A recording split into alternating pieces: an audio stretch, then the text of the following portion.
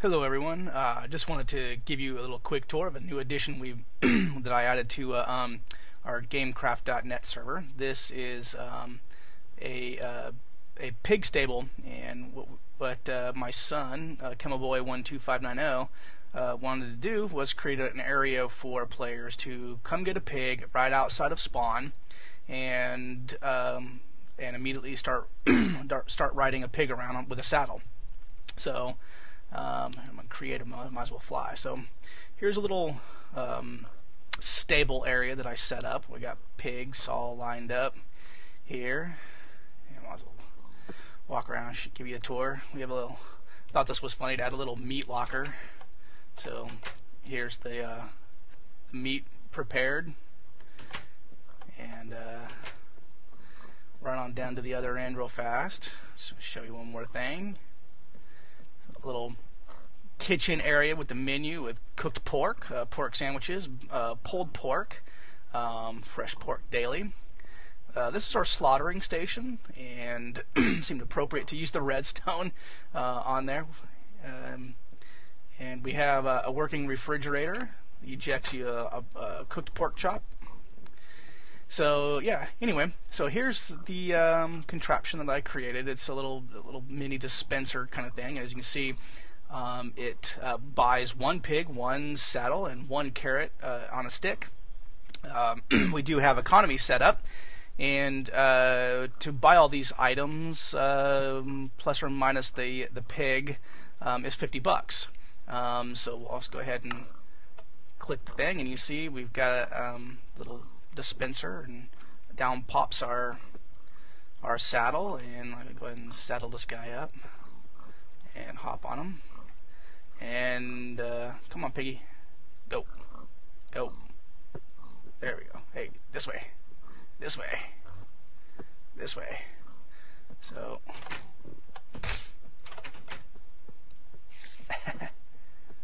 so yeah, we can ride our pigs around from spawn here. So I also wanted to show you a little something. Here, get off. Hey, get off. I'm pretty sure it's right click. Okay. So I wanted to show this how I made the little dispenser that we saw down here. It's kind of hard to see it in here, so maybe I'll just go and show it to you in the creative world. So here I am in my creative world. You can see the pig stable over there. Now, when I created the dispenser originally, it looked like this. It was like a giant monstrosity. You know, I mean, looked a little nicer up inside there. It had ice in there to make the things flow out, but it just seemed like a lot of work, and it's just so large just to make a couple of dispensers. So I compacted it down here, down to like a 7 by 5, I think. 1, 2, 3, 4, 5, 6, 7, 5 on the bottom, and if I come around here, 1, 2, 3, 4, 5, 6. In actuality, the version that I put in the main stable was a little bit smaller, because I was able to compress this switch here. The inverter over here to the side here, and but yeah, I'll do you a quick little tour here. So we've got 2 spaces of water. I had to do 2. Originally I only had 1, but items kept getting stuck in here, so making it 2 blocks wide on either side made sure that none of the items got stuck. So I got some saddles, got some pig spawn eggs, and carrots on a stick, and I'm also making use of the command block. If you're not familiar with the command block allows you to run commands directly from the console. It's not an item that can be found in creative.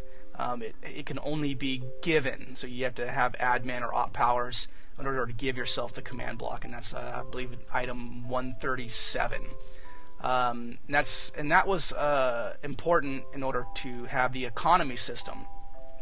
Originally, I was going to set all these things up and make them really compact, a really compact dispenser, and just use command blocks to dispense all of the different items. But I didn't like the idea that the player had to have an open space in their inventory. So the items being dropped, if they didn't have something in their inventory, then, or if they didn't have room in their inventory, then they can actually make room by throwing something away or shifting some stuff around. So rather than dealing with people saying, "Oh, I didn't get my items," I just made it so that it was dispensers, and the command block in this case, I'm just, as a test here, it says tell player your account has been charged $50. So in actuality, like if you have an economy system, this would be like, I use essentials, so it's eco, take from the player $50, and that's what I would use on the main dispenser. So you can see here it drops a pig, drops the item, it says on the screen, it says your account has been charged $50. So that's just a sample of what that might look like. So the other problem that I had with this one over here, with it being so big, I don't know if it still works or not.